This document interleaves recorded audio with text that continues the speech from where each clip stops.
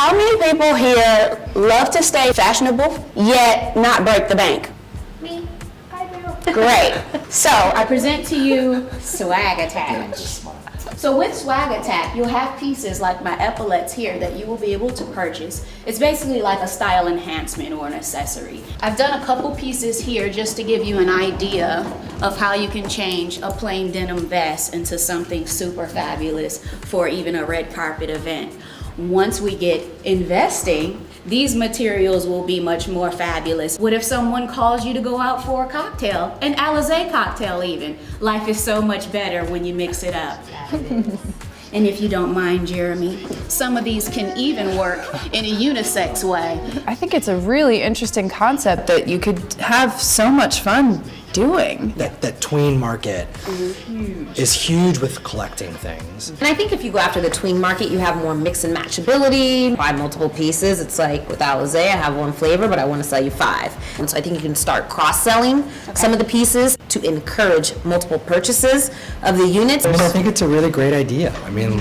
I would have never thought about it. I think it's really strong. The more I think about it, the more I think it is kind of a cool concept, and I will definitely patent it. Okay, last but not least, Chris, please come forward and present your fashion brand. My line is called Watts Threads, and it's for like a chic New York mom who wants something for her son that kind of resembles maybe what her husband wears or her boyfriend wears. Because right now the kids market is saturated with like big screen prints and Disney characters and all different stuff, and it's for a mom that wants something a little bit different.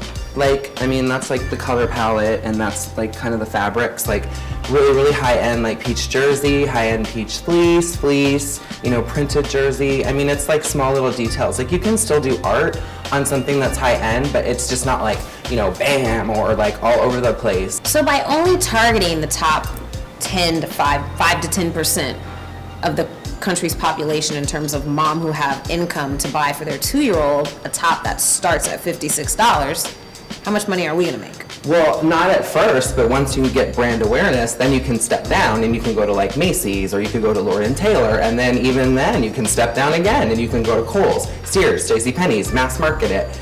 As an investor, I'm not so interested in finding the next chic thing.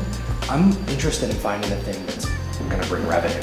I feel like it's almost very reminiscent of Gap or Old Navy, but 5 times the price. Well, so how would me as a designer with Watts Threads go to like where Marc Ecko is? Like, would I have to just like send out like to everyone and get like a lot of PR? I think it's a question for you to think about. Thanks so much, Chris. Thank you. Okay, well, thank you for all of your hard work. Please excuse yourselves and give us a moment while we deliberate and we figure out who today's winner is.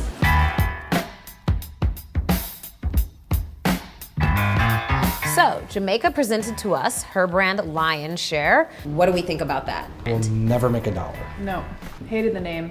The designs were sort of like, I just thought that the demographic is way too narrow, and just actually producing all that, it's from an investor standpoint, no way.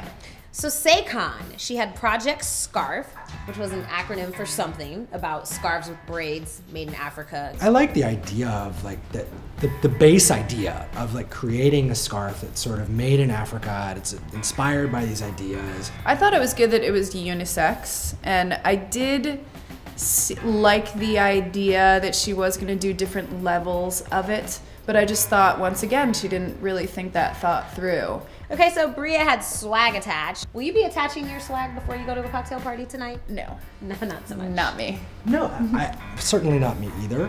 However, I do think there might be a consumer for it. I agree. And I think part of the feedback we were giving her about thinking about it in context of a tween, it could be huge. Yeah, she could come up with some other cute name Make that it could $10 be bucks a great. piece and have it be the kind of thing that kids don't want to buy lunch and save their money to go buy instead. Yeah, and trade.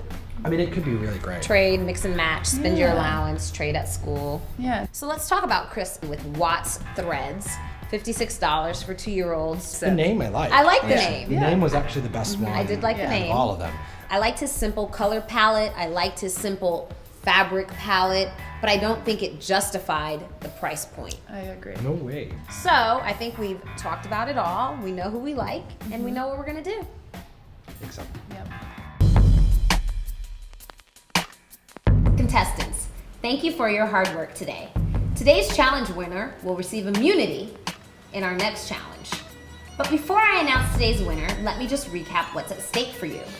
The winner of Concrete and Cashmere will receive a $10,000 cash grand prize, as well as a career polishing pack with access to today's top luminaries in the fashion industry. Are you guys ready to hear what the results are? Yes. Okay. Congratulations, Bria. You are today's challenge winner. I think my strong point is talking and presentation. Your brand presentation has impressed our panel of judges, and we're ready to invest. To celebrate your win, let's all enjoy a cocktail together. Today's cocktail is gonna be called Book Smarts and Street Cred. It's a delicious blend of Alizé Red Passion, vodka, a twist of lime, and a little splash of cranberry juice. Let's enjoy together. Good job, congratulations. Thanks to our guests, and cheers. Congratulations. Cheers.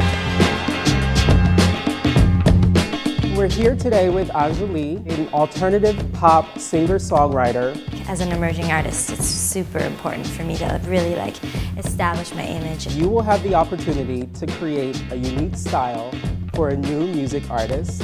The challenge today was different. Today's challenge was super whack. She compared my look to like Little House on the Prairie. The pressure is very tangible. All right, lights, camera, fashion.